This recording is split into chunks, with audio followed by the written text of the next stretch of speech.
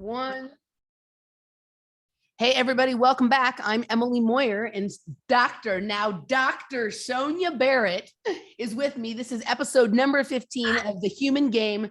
Doctor, welcome to the office. How are you? Oh my God, the Matrix and the reality is just fascinating. That's what I have to say. I mean, it's all of it. It's just, it's just fascinating. We're going to talk about it eventually, right?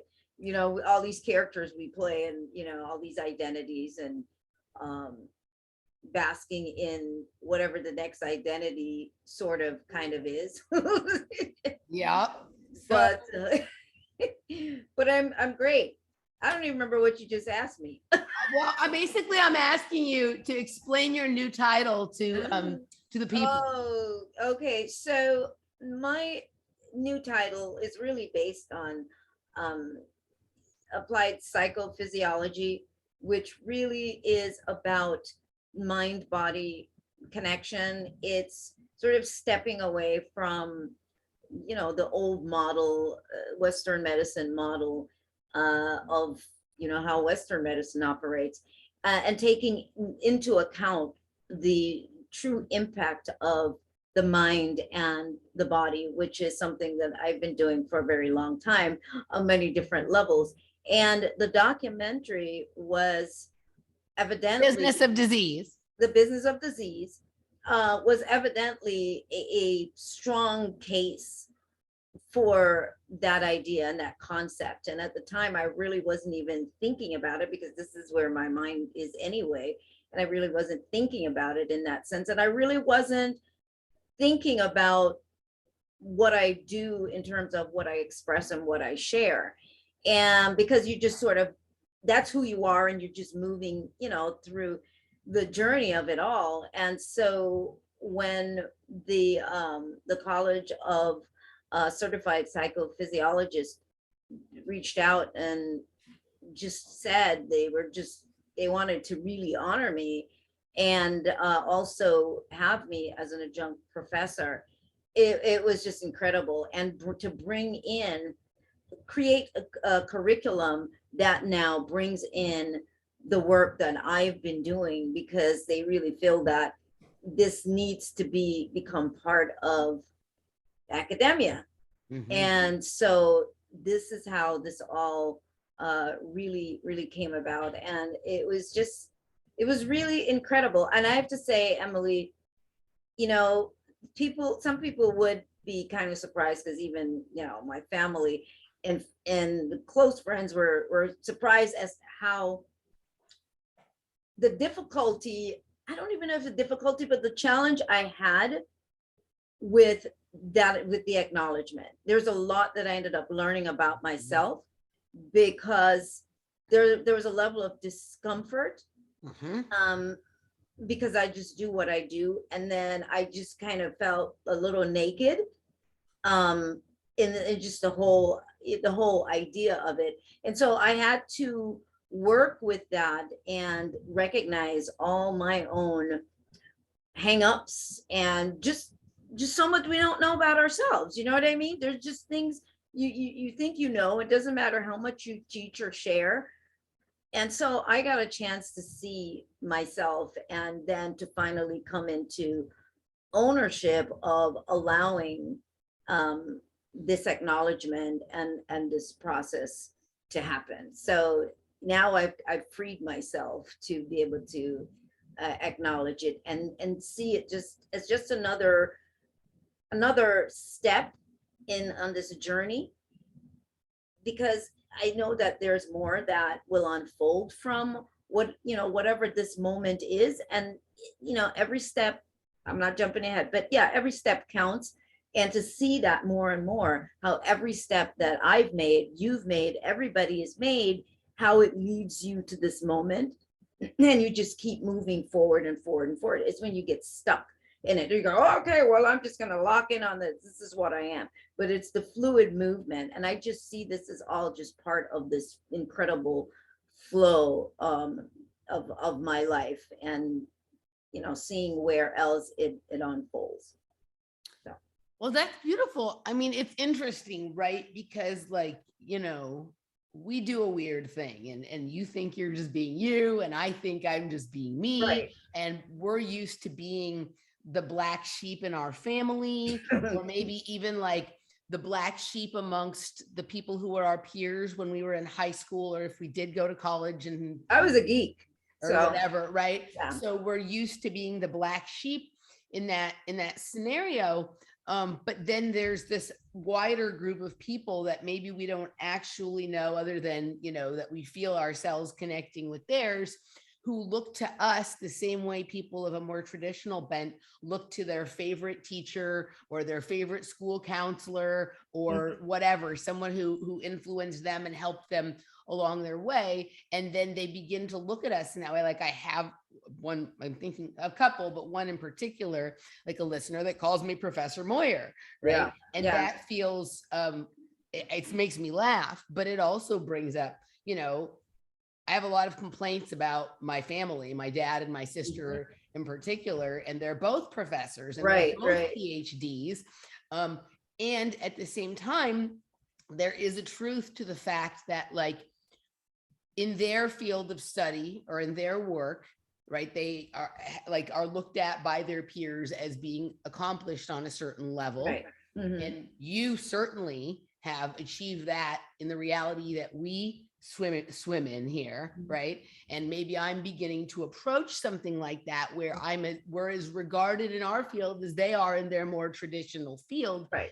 And that's like it's like, who sets the rules? I think that's what it comes down to. Right. And then this added thing of like, okay, at a certain point when you're doing what you do or what we do, you come to recognize that like you're appreciated by your listeners or your followers. And then you start to recognize, oh, I'm appreciated by some of my peers who operate in the same realm or reality I do. And then all of a sudden, when people who you didn't really recognize as being part of the same level of reality or the same reality as you say, you know what, maybe I don't completely understand her, but what she's doing over there is interesting. And the explanation that we've been given, even that we're experts on for what's going on right now, it's not expansive enough. So maybe we better open our minds. And this person over here has been doing it for a long time. We need to hear some attention. And when they take a look, it's like, oh, okay, even if we don't at this point understand everything she's saying, she has spent as much time with her material as we have with ours. We can appreciate that. And so I think this is an expansion into, this is people saying, I'm willing to open my mind. Right.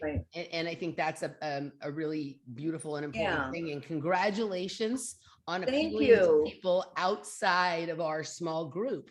Even if they don't completely understand, it's like, this is what it's going to take to make the change that we would all like to see right now, but that's not realistic. It's going to take a period of time, and this is a step in that direction. So bravo, Sonia, well done. Absolutely. Thank you. And I think that one of the things that I had to really recognize, which for them, I mean, the dean, he has 2 PhDs actually. And what was said to me is that by him and others, you know, who have also gone through that academic process, is that when they explored my body of work, they realized that the work that they did put in, because, you know, writing a thesis is just so much work and so hard, that it didn't compare to the body of work that I had done over the years and how difficult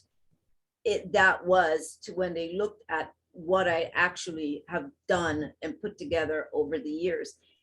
And, you know, yes, in that moment, because you don't really notice that, once again, as you just said, Emily, you're just being you, you're doing what you do. And more importantly, it's your own quest.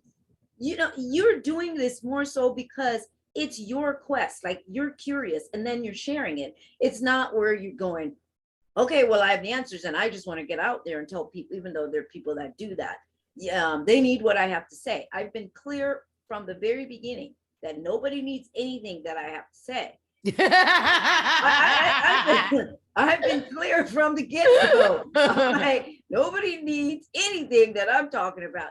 However, those that resonate and come towards what I'm sharing, and you know, then hey, that is just incredible. But I think that's one of the things that I think to me brought clarity, is to not think that, Mhm. I'm here and everybody's just coming to me for, and so that's why. And then I was going through a period, Emily, of figuring out, do I want to keep doing this? Do I want to keep sharing? Not about my path. I'm clear on that. My journey continues no matter what. And for the last couple of months. And what's interesting is every time I go into that more intense space of, is it time to back away? Something would happen. Somebody would show up. And one of the things that showed up when I've been talking to a couple of people about it, and I just was like, I don't know. I don't know right now. I don't know. Am I affecting anybody? And I go and I check my mailbox one day, and somebody sends me this amethyst that I didn't even know who they were. This beautiful stone. And it said, I just wanted to send you this small token of appreciation to say to you, thank you so much for everything that you do and how you've affected my life. Now, understand this. This person has no idea what, has been swimming around in my mind. And then I suddenly get like these emails from other people, that sort of reaffirming and answering my question. And then the final of it all was getting this phone call, the recording, getting this phone call from this dean at this graduate school. And so, it was interesting. So it was like, okay, like Barbara says, okay, do you have your answer now? And I'm like, okay, yeah. So yeah, interesting. Yeah, absolutely.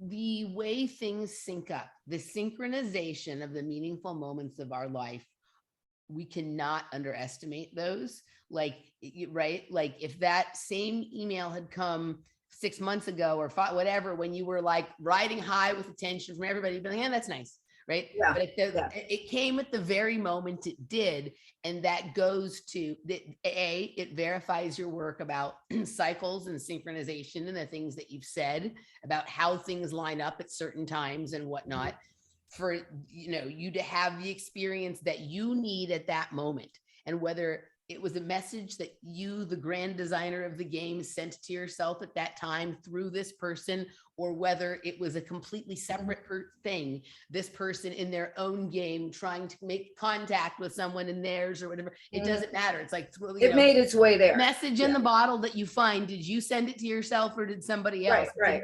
It showed up when it did, and it inspired you, in the way that it does. So yeah, my future self, definitely. There's an aspect of myself that definitely, because you know the story where I've told that story about some years back, having that experience where my future self, which I didn't really realize it at the time, but having an experience where it wasn't a dream.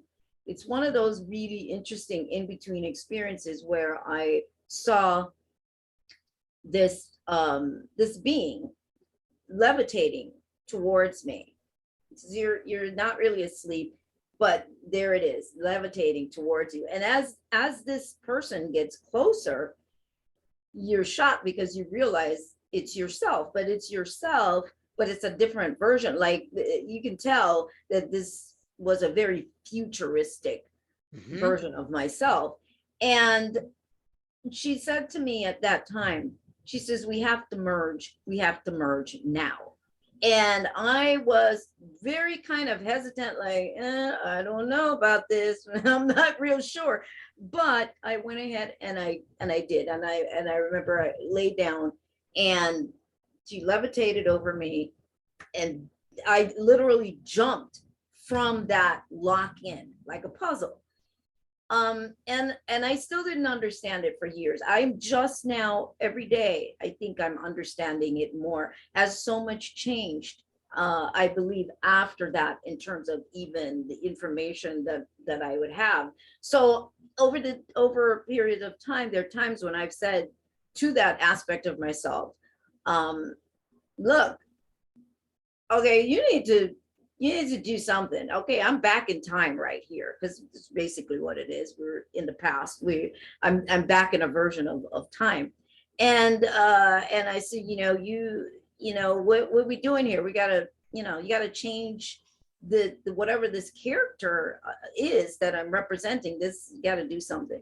So anyway, so I think those are aspects of it, because I certainly feel that part of myself. And it's not necessarily where it's like from another planet or anything. It's just a different version of I think of Earth. It's a future, like an extreme future version. And so anyway, so that's why I say, yeah, there's that aspect. And I'm sure a future version beyond that, because all versions of us, every potential of us already is.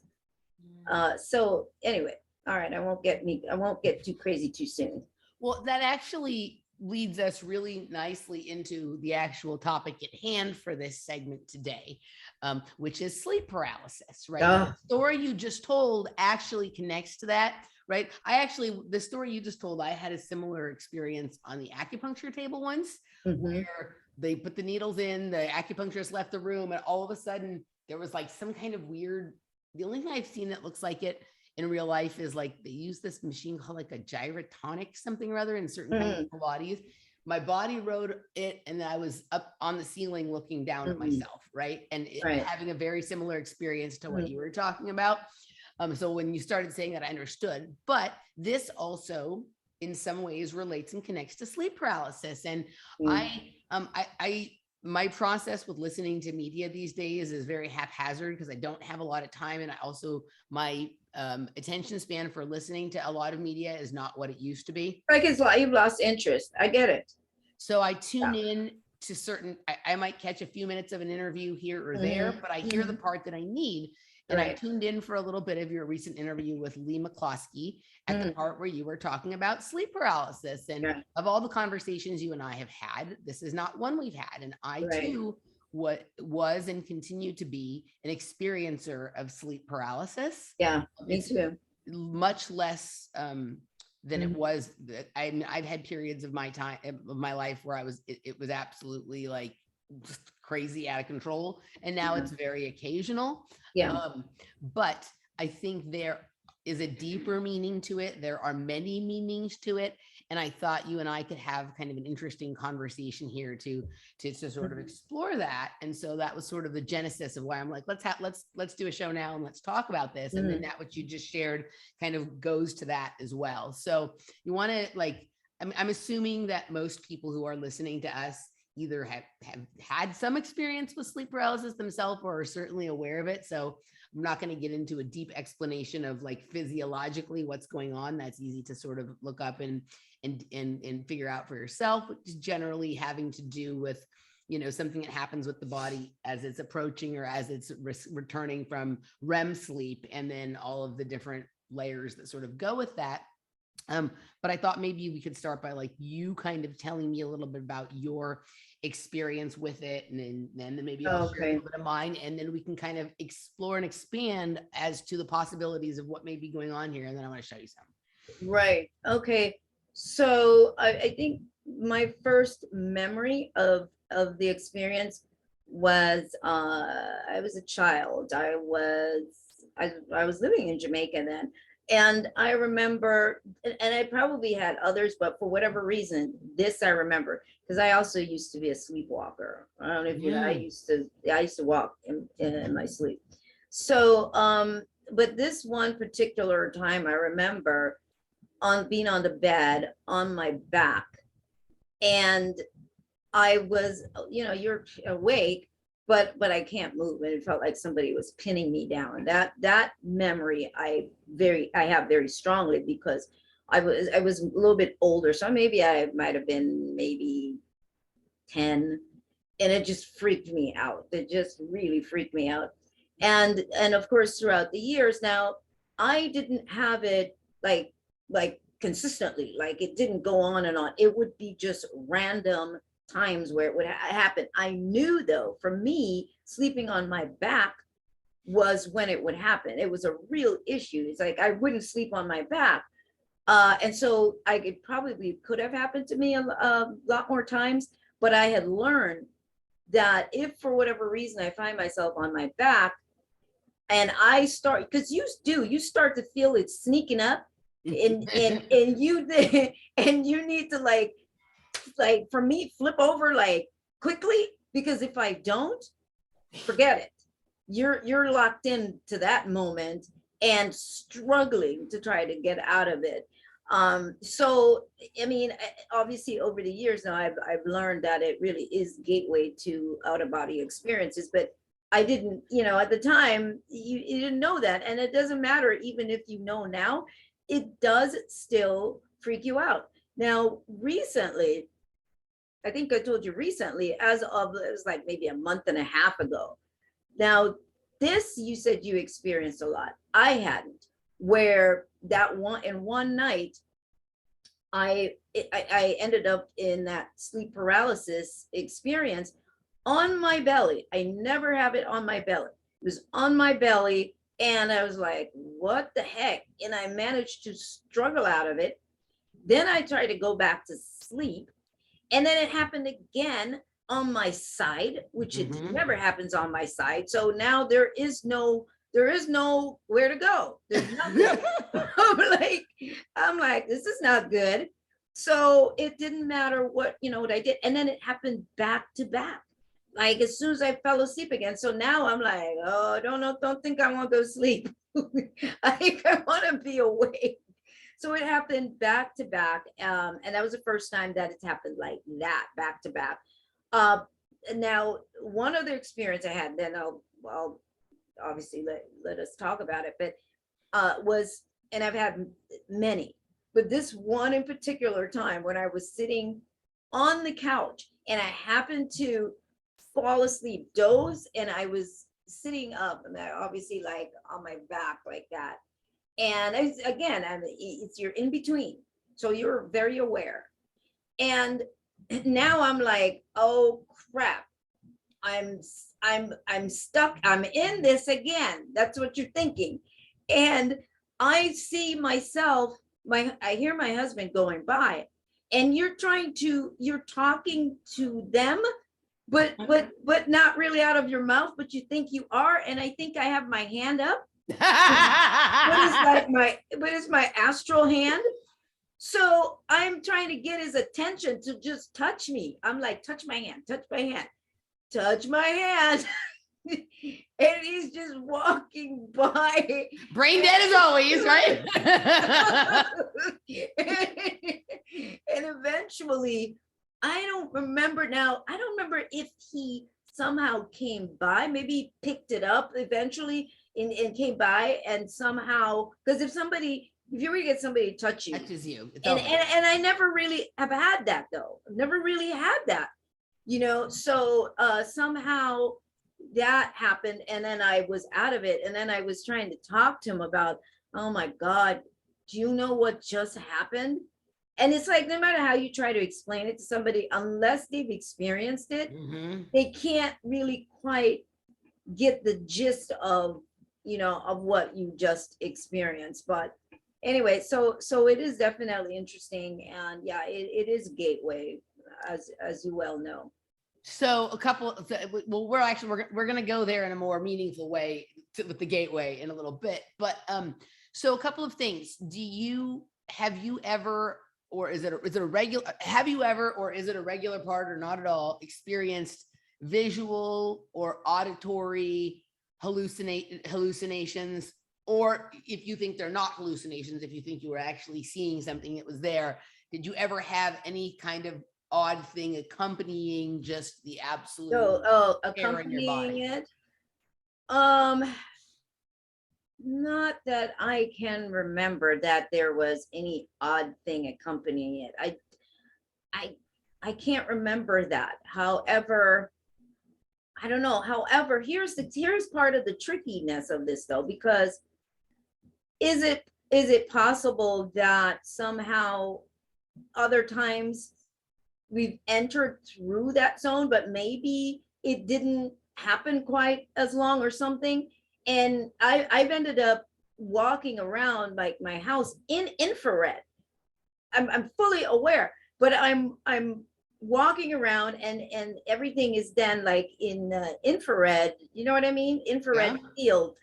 And so when you're asking me that, I'm thinking that is probably an extension of that, but it's, you know, it's like you finally sort of skip over being so locked in, and you actually leave truly like out of your body, and you end up moving around. So I've had those kinds of experiences, which I really feel is just an aspect of it. Then when I went to the Integratron, like a couple of years ago, and that was the first time that I've had out of body experiences there like that, like again, back to back. Now I was laying on my back at the Integratron, and in that moment, suddenly I realized that I was sitting up. But then once again, I realized, whoa, it's my astral body. My body's back there, but my astral body, I'm sitting up. And so I was very conscious of this out of body experience in a way where you're like, whoa. And then right then I went back down. But then no sooner that I did that, it happened again. Mm-hmm. So again, I think, you know, it's doorway to many of these experiences that we're talking about that we've had. I just think sometimes we don't end up hanging out in the tension of it. We're not so locked in. And as it said though, if we the more you let go and not be so tense, yes, it's the more traveling that you will do a lot more traveling without the intensity of it. So, okay. So I just was also curious. You said something about, and I didn't know if you were meaning this in it was a separate, unrelated experience to sleep paralysis or part of it. You said something in our exchanges before the show about the Hat Man. Oh yeah, that. Oh, let me tell you before I tell you about the Hat Man. Okay. So another time too, this God, I think I've had a lot of these experiences. I just think, you know how you forget, but there's one time in particular, and this was in the 90s, because I've not had it happen quite like this before, but it was an out of body experience. Again, it had to be connected with this, and I came back in my body, and I came back in sideways. It was just the weirdest thing, and I realized that I was like sideways, and like I had to like readjust into my body. You know what I mean? Yeah. just really wild. So it's like, whoa, I came in sideways. So I need to readjust it. So it's like all these things. Now the Hat Man. All right, so I've had a few experiences with the Hat Man, and I don't know, for those of you people who don't know, should I just say what it is? Or yep. Okay, so it's an experience that I guess many people have had. I didn't know that other people had this. I didn't even know it was a thing. But where you are in the same kind of situation, same sort of in between state kind of sleep, I'm sure, sleep paralysis of some sorts, and there's a shadow, caped shadow that you know it's a male energy coming towards you. Always seemed like he's coming to lay on you, you know, his whatever hat, but he appears as a shadow coming towards you.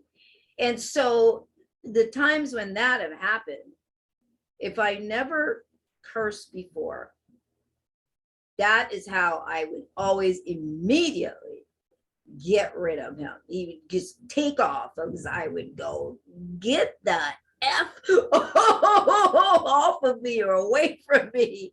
And you have to be, you know, whatever it is, you got to be stern like that with it. It's just like, boom, no. And it would go away. But yeah, I had several instances with this whatever anomaly that is. And there's people all over the world, I guess, that have had experienced this hat man. And some people, they fall victim to, for lack of a better word, you know, whatever it is with this this being or whatever. Okay, cool. So I just wanted to kind of get the range of some of your experiences and thoughts and feelings about it. And so for me, like, I guess I the first time I remember having like, oh my God, like I feel I'm asleep and I feel paralyzed and I have to get out of this was probably not until like after 10, maybe my early teenage years or anything like that. But something I have experienced for my entire life, my whole childhood, and according to my parents, even when I was a baby, is I never wanted to go to sleep. I was terrified of sleep. Maybe that's what it is, because I hated sleep. I would cry every night. As soon as they said bedtime, I was like, horrible. I hated going to bed. Yep. I would do anything to stay. I would do anything. Oh my God. Yeah. Anything.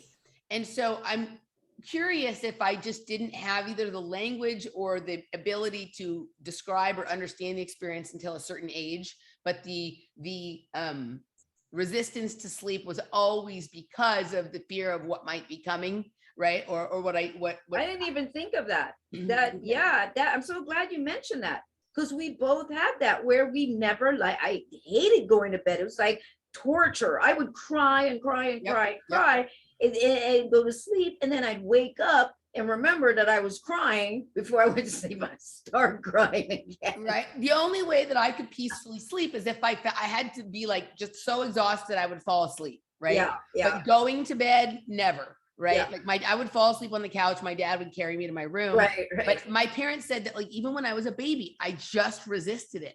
It was like I was afraid I was going to miss something or whatever. You know, I don't think it was that. But if there's this thing, and this could be even pre-birth, this could have been something going on inside the womb, right? Where you were like, you know, so I think that there's an aspect of this, even though I didn't identify it as, oh my God, I'm trying to wake up, but I can't, and I'm paralyzed until I was a certain age.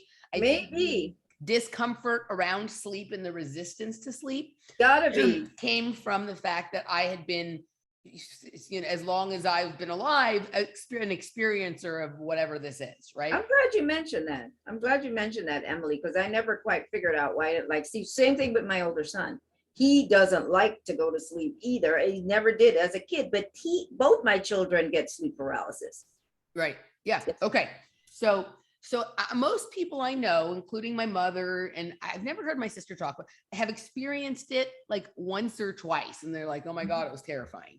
Right. Yeah. Like I, at certain times of my life, experienced it, not just every day, but like multiple times a night. So like that experience that you said you had, like, you know, that isn't the norm that it will happen over and over and over again. Right. But I can say that at least 10 occurrences in my life, I have spent the entire night trying to battle sleep paralysis. Yeah, right? that's traumatizing. Right. And most of the time when it would occur, it would just be once, and it would be either when falling asleep or when waking up in the morning or whatever. Right. Occasionally it would happen like during a nap type of thing. But oh my God, how were you with I hated naps. Oh my God, don't tell me to take a nap. I had just anything to do with sleep. I just was not into it. Especially if somebody told me to. Right. Oh yeah. Every once in a while, I will decide I need to lay down and take a nap. I almost never fall asleep, or the moment I fall asleep, the phone rings or someone calls or something. But anybody telling me to go to bed or to take a nap, the how exaggerated my response is so irrational that it really has to be anger about something else. Right. Yeah. Yes, I don't like being told what to do. Neither do you. We all know that. News, like that's not news to anyone. But this was like from that same place of fear as, like, you know, when you like being somewhere without your car or something, like there's nowhere to go, there's no way to get away or whatever it is. Right. So it's just like, you know, to me, there was always that aspect of it. Right. So this is something that from my early teens or even before that, I was very well aware of, even though I think it was happening longer. I had, it was always worse during periods of time when I was heavily using drugs. Yeah. Right. Or yeah, stress related, I think too. Probably. Right. Yeah. Well, also, I think to the extent that there is any sort of entity or energy involvement, Right. it's like your etheric field is thinner, A bit more open, right? more open, More vulnerable. right? And the more sort of in alignment with myself I am, the less often it happens, but it doesn't stop it from happening. Now, I have gone through a couple of periods of time in my life where I have, well, so no matter what, a few times I have had the shadow over me, right? And sometimes I hear footsteps coming. Oh yeah. Right. Yeah. But other than that, I have become very clear that the sounds I'm hearing and the things I'm seeing are actually what's going on in the room. Like if somebody is watching TV in the other room, or if there's somebody moving around, putting things away, and I happen to be sleeping or whatever, that's what's happening. But a couple of times I did feel something standing over me, right? When there should have been no one else there. Right. And I have had the fear, the footsteps coming up, and then fearing that, oh my God, someone's breaking into the house, or someone's, or whatever, and someone's coming and I can't move. Right. But so I've had that happen a couple of times. Were you hypersensitive though to, like if you're sleeping, like I'm known for if I'm sleeping and somebody walks into the room, it doesn't matter how quiet you are, I feel you and I'm up. Like I'm, that's the thing. I'm like hyper alert like that. Like if you walk in. Not always. Sometimes, no, not so much. I think I'm more hyper alert when in the sleep paralysis place than in my regular sleep or whatever. Right. So, okay. So this happens for a period of time in my 20s. I lived with my mother and we share, like for a while we were sleeping in the same bed because it was an all of a sudden situation. Right. And then another period of time in my early 30s, I lived with my sister for a short time where we were sleeping in the same bed. So all of the other times I was always either living by myself or in my own room as a child or whatever, right? So there wasn't somebody else there, which never would stop me from trying to communicate or scream, right? Like I'm in my sleep paralysis, screaming at the top of my lungs, hoping someone will come hear me. No one has ever rescued me from myself. Never, not once. Join the club. Did it one time, right? Your husband nobody. Your husband sort of did that one day. I think he sort of did that one time, but one time. Yeah. But here's what's interesting. So like, even when I would be sleeping in the bed with my mother or my sister, I would be screaming, trying to alert them to touch me because somehow I knew that if someone touched me, I'd come out of it, but no one's ever touched me. No one had ever touched me when I'm in sleep paralysis. One time when I was with my sister though, she said, Emily, it was so weird. This morning you were making these little grunting noises. Yeah. She's like, it was so weird. And I was like, Kara, and that morning I had sleep paralysis. I'm like, I was screaming at the top of my lungs for you to help me. So if you ever hear me making any noises like that again, reach over and wake me up. And she was like, okay. Like she didn't think it was weird. She just thought it was funny. I was making these noises. So there is, in my own mind though, I'm screaming at the top of my lung and I'm loud, right? I'm screaming, I'm kicking, I'm trying to reach my hands out. Like, everything is so, what you think is screaming at the top of your lungs, like nobody is hearing, right? And so like that, she heard that was at least acknowledgement. That it wasn't. That's how loud you had to be screaming, right? Kind of thing. So, so that's been my experience with it. Like I don't attach it in any way to like alien abduction. No. To like some people have felt like they've been like molested during these experiences. For me, it's never been. I haven't had any of that. And my son, same thing with sleeping next to his wife. That would happen a lot where he's like trying to reach out to her, April, and nothing. Or he tends to see things too. So he'll see whatever it is in the room. And no matter, even if he does try to wake her, she never wakes up to never. It's almost like they're programmed to not help us, right? Never wakes up. Well, it goes to what you said a little earlier when you realized, oh, this doesn't just happen on my back. Now it's on my belly and on my side. There is no place to go. Just like you tell that to people here who are trying to escape the matrix. You're like, go fucking where? So like Yeah. it's a similar kind of thing. Like it's a microcosm of the macrocosm, that essentially we're in this shit all by ourselves, and we may think we have company because it's entertaining, but at the end of the day, you on your own. Right? You're on your own. And I think what I think I would have had sleep paralysis maybe happen even more. But I think it's because for me, it was really just happening on my back. So I would not sleep on my back. I just would avoid it. And then if I happened to find myself on my back, I would always try to immediately like turn over. And I think is what saved me many times. But then now, and I don't know, was I under stress that time when it just a couple months ago happened like that? It hasn't happened since then, because I was like, oh no. You're not, like, no, this is not good. I need to be, where am I asleep, on the top of my head or my foot up in the air? I'm like, this is much. So, okay. So several months back, someone told me about this gateway document that I shared with you at the time that I had never been aware of before. But of course, once I started reading it, I was like, okay. This all sounds really familiar to me. Right. And actually, I was reviewing it before we did the show today, because I'm going to focus in on a certain part, but I actually think it might be fascinating content for you and I to explore sometime, the entirety of that document, and try and put it in its place and make some sense of it about what actually might be going on here with this. I've done a couple shows with Michael about it. I've talked about it in a show with Nish and Michael Walker. So I've explored it with, like, you know, sort of my inner crew of like metaphysics of the realm type kind, you know. But for some reason, I feel like that there's something different that you and I might get from kind of exploring some of that together. So I'm going to suggest maybe we do that at some point. Yeah, that's I'm open to that. Putting a pin in it, like it could actually be an interesting series, both for like, okay, like how, if this was done on us or to us intentionally, like how did that work?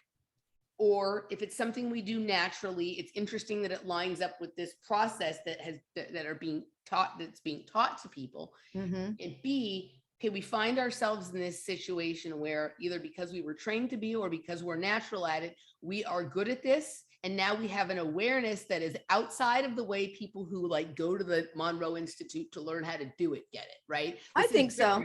How do we begin to like utilize that skill in a way that is unique to the things that you and I do, that is not necessarily what the intention was, like with the teaching of it, right? Because you know, when gurus are ready to teach their student things, they have one idea in mind. They want to sort of own that realm, right? But you know, because you and I didn't sign up for a class, but we seem to have experienced the process anyway, I feel like we are naturals for going outside that boundary. Right. Absolutely. Okay. But anyway, there is, and when I first found this document, I you know, looked at this part and I was like, okay, that's interesting. But it came back up when I heard you talking about it. So I'm going to screen share. No, don't do that. Screen share this and show people.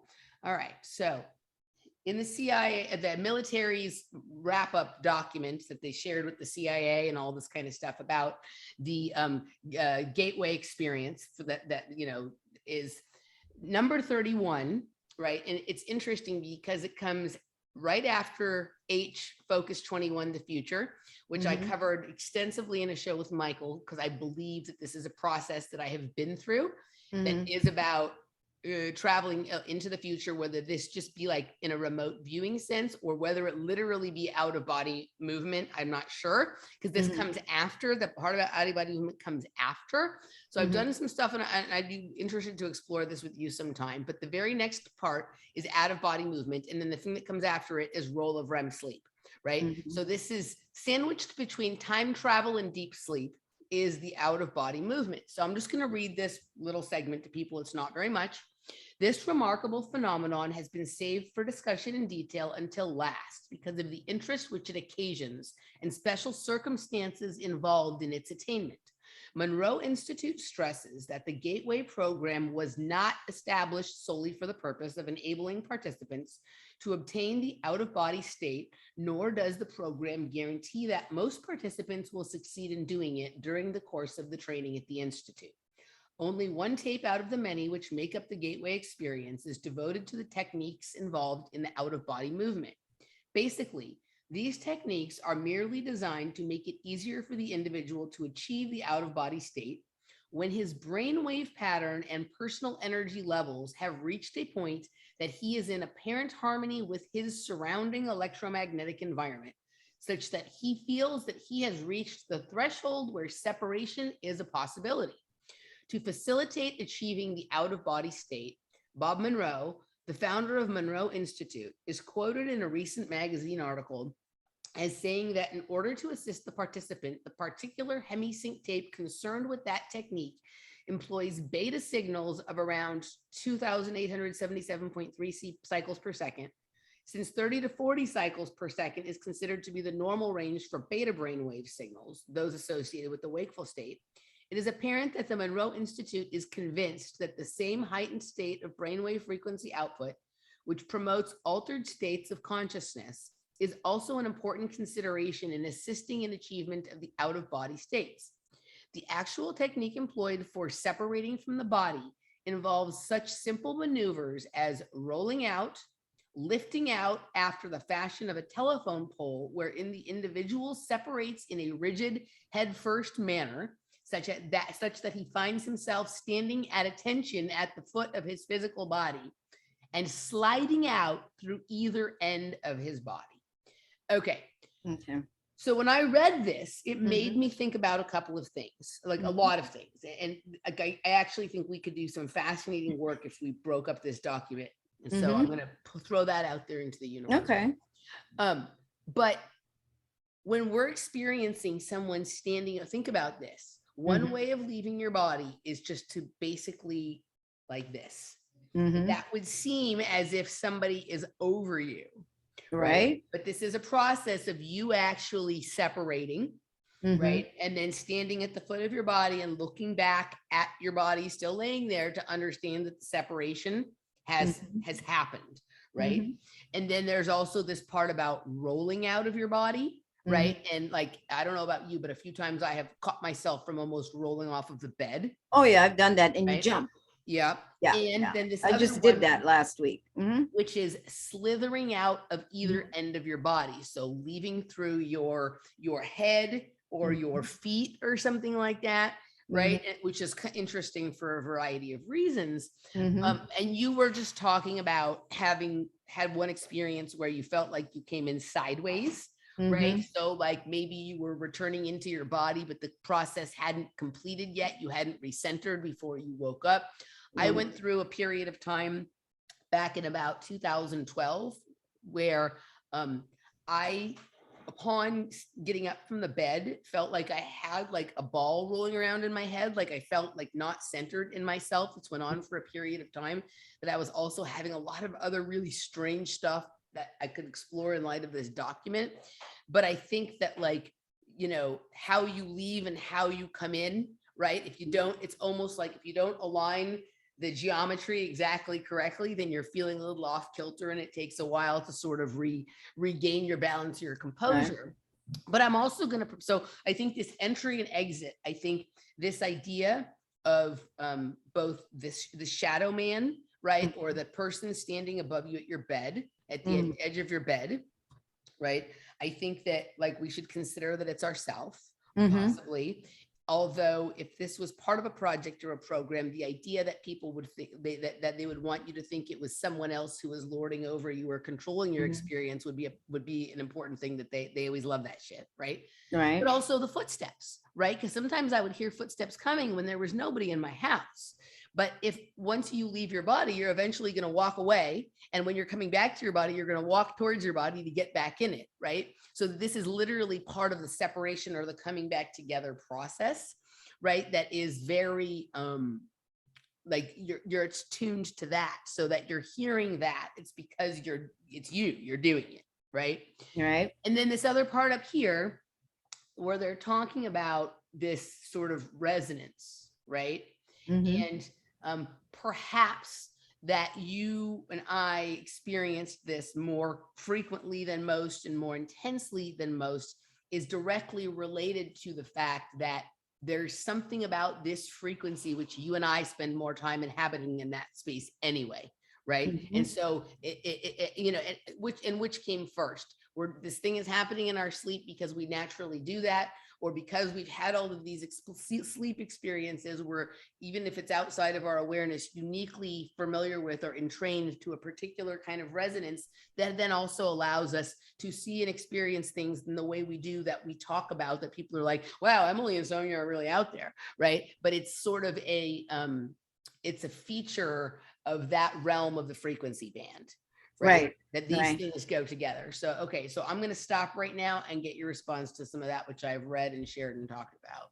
Yeah, I think at the end of the day, what I look at is, this is what I do. I take everything and I put it in the realm of technology, in the realm of the technology of the design, of the network, of the system that we appear to be engaging in order to have this particular experience. So I look at it from that standpoint. When I look at it from the standpoint then of a cosmic scientist, let's say, then, because I think that's what has to happen. The more we can step into that part of ourselves that really is beyond this body that we're talking about, that part of us is completely has the information as to what's going on, and the experiments that we ourselves have initiated. That's, you know, That we ourselves have initiated. Yeah. which is precisely what I'm seeing, what I'm looking at. You know, as we speak, I'm feeling, you know, that aspect of myself almost in a scientist robe to some degree, on some other level of reality, observing what would happen if, you know, we do this, and, you know, this is what happens, and the reaction once you send a version of yourself into the network. And so that's what I'm seeing that's going on. And there's two things. There's two things I wanted to say about that. Okay, well, the second thing will come back.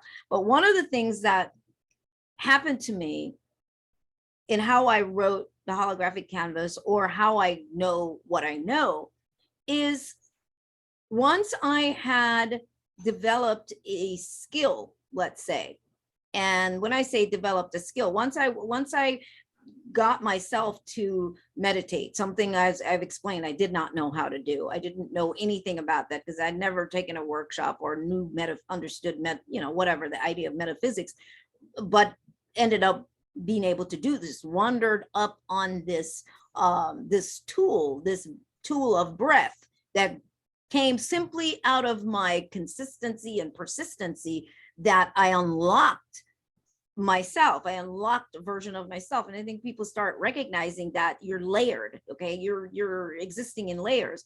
And for me, I had just unlocked a layer of myself in the game that was going to allow me to access more outside of the version of reality that we interact with physically. And so what would happen is over time, I could have a question. I could have something that I'm trying to understand about the science of this. And all I would have to do is I'd go lay down.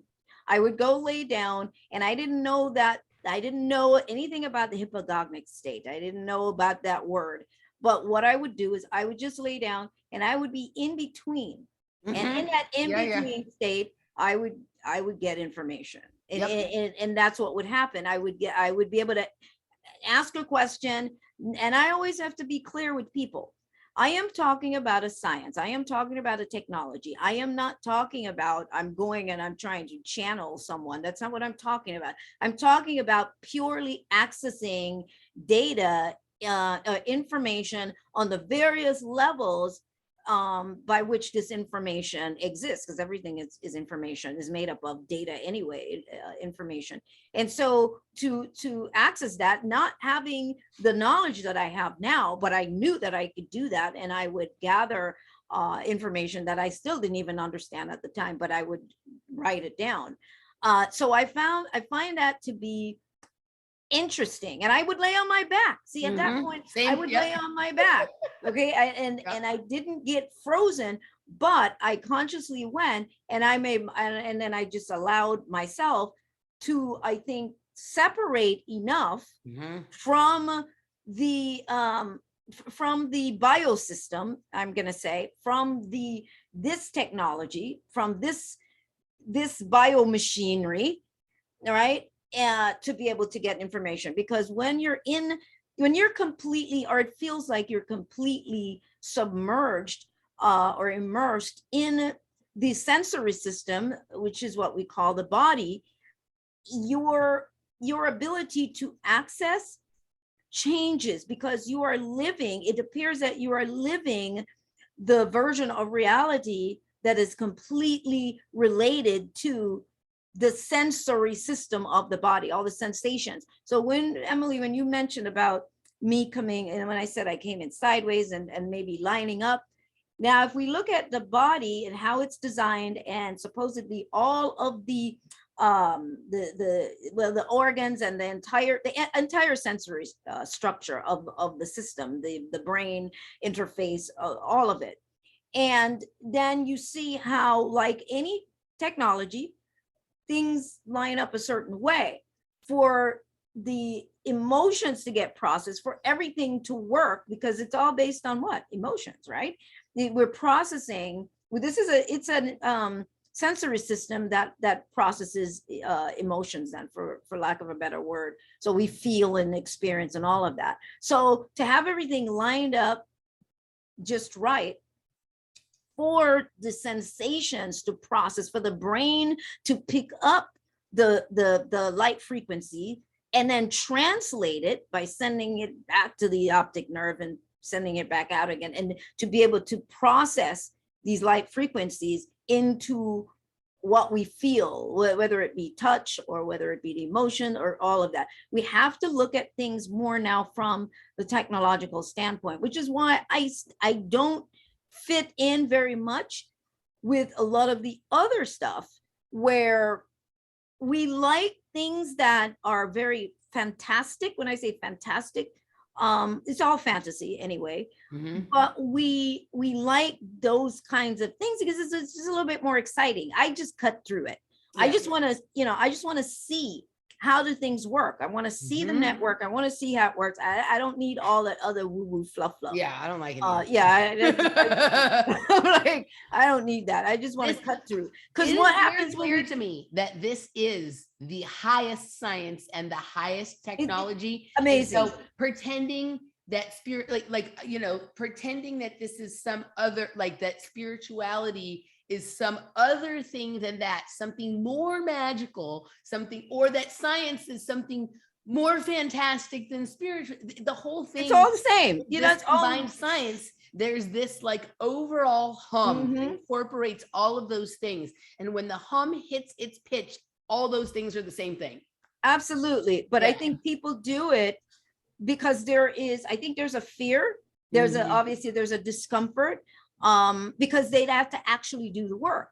They would actually have to go ahead and surrender or let go of their complete investment in being so human or so physical or so emotional all the time. I think that's the thing. And a lot of times we don't want to do that because it takes you into the field of so much unknown. Because that's what you're doing. When the more we back away from the way the sensory system functions, when we do, yes, the more we are wandering into the unknown. Now we're open for all kinds of versions of realms and possibilities and reality, when in essence, human beings, as we know human beings to be, because that's not the ultimate humans anyway, but as we know human beings to be, are completely attached to a programmed version of reality, and they don't realize that we run like a program. You run a version of reality that we collectively work with, and then we use it as our tool of measurement for everything else. So anything that's outside of the version of reality that we seem to be wired for, then we get very uncomfortable with it. But that's why the brain just filters and only allows the entrance of things into our new perspectives only when the being seems to be open for it. And it's so multi-layered. There's so many layers to us. But I think one more thing I want to say is, I think what happens is that we and I say this all the time, we completely identify ourselves as our body, as the body. So when we say this is happening to me, it's like I always go, well, what version of you? And I think that needs to become more clear. We need to become more clear that the sensory system is its own unique intelligence and is operating on some various levels of intelligence and awareness and consciousness. We're working with the subconscious mind, but at the same time, there is that part of us. There's other aspects of us that is above. And I don't, when I say above, I'm not polarizing good, bad, or better, or whatever. There's just other aspects of who we are at these other levels. The observer level is one of them. That is not oh, words fail me. That does not have to be confined then to this physical experience. And that's what people feel. People feel confined to the physical experience, and that their lives are based on some sort of Russian roulette randomness of, at any minute somebody could, the Lord or the greater being could just snatch you out of your body. Right. You could just die. You could just be taken. And life is not, it's not random. It just appears that way because of the unaware and an unawakened state. And because people are, then the general common program runs, and that general common program is completely related to to the what appears to be limitations then, or boundaries. Okay, so I hope I cleared. No, that was great. When you were talking about some of this, like I was thinking about, like, the idea of like a student exchange program, like we have this in our college realm. Is that what we are? Talking about like colleges and education. Right. Let's end this segment there. And like, so basically in student exchange programs, the university has a deal worked out with the university in another country, and someone from UCLA might go to some college in South Africa, and someone from the University of Cape Town will come to UCLA, and it's exchanged. Like maybe that's partly modeled off of something you were talking about, your scientist self, right? Like Sonia in the lab, in the outside of the space-time version that we find ourselves in right now, looking in and going, all right, maybe this person that approached you and said we have to merge at one point or whatever. Okay, there's the body in this physical 3D realm that we are called, right? And she needs to come in and wander around and do some recon. And it's also a chance for you to leave this space for a minute and go outside and take a look and whatever. And the process that happens by is this one leaving the body, one coming into the body. It's kind of like the student exchange program, right? But it's with yourself. It's with another version of yourself that exists outside of time and is actually conducting this grand experiment and decides, I need to go get into my experiment for a second and move around in there a bit. And this is a chance for that version of me to come out and take a look at what I've been doing as well. Right. So that was the vision that when you were talking was created for me. And I love when I can like I can get that clear of a vision based on the story that you're telling, right? Yeah, absolutely. Yeah, because even, yeah, the merge is definitely, was also definitely data, obviously information related. I mean, there's just it's just so much there that it's I it's could go, fascinating. there's a million things I could pick at right now. Like when you Mhm. had the comment about walking around in the infrared, right? Like that is very interesting material. I'm going to share with you, I'm going to send you an interview I did. There's some people I've been following their research for a couple of years, and I finally interviewed them this past week. And it's kind of fascinating stuff.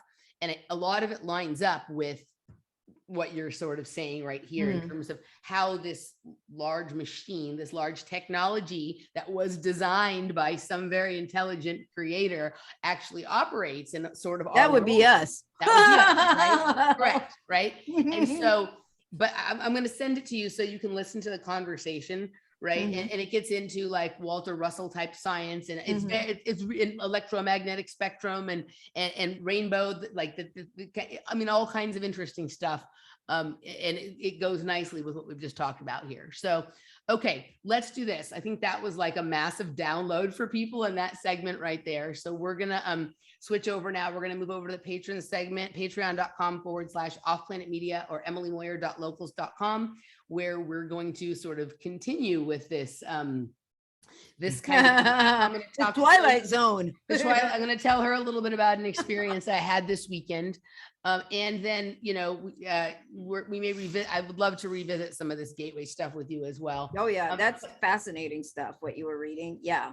Yeah. Okay, so and I can layer it with all kinds of other things I've been looking into, and I think that there's a lot there to mine from. But let people know what you have going on right now and where the best place to tune into you right now is. All right. What do I have going on right now? Well, you know, first of all, it's therealsoniabarrett.com is the website. And I do encourage folks to get on my newsletter so that you can know what's going on. I do send out quite a few different things, you know, every couple of days. But right now, by the time people see this, I don't know, there might not be space left, but I am doing a January retreat, the Emergence Retreat 2022, and it is it's different than the August retreat. So there's definitely, when I say, a different level of structure here, and there's a lot of people that also have never come to the retreats, but we have Ram Karan, who is going to be doing the sound bath as well there. So this is going to be really fascinating, and I'm going to be teaching some Qigong and just really exploring some things. So that, you know, you can see if there's space left at that point, if you would like to join us. And for workshops, there's going to be some things coming up, and I have not yet put that information out, but there's going to be some things coming out, and I can't really say yet. There is a sale going on my website as well. And we will more than likely, in August, we will be going to Mount Shasta for the August retreat. We've been there before, but we're going back again anyway, because of the time. Like, there's just some interesting things going on right now. Yeah. All right. Well, that all sounds great. So everybody go over and check out therealsoniabarrett.com, and we will see you on the other side.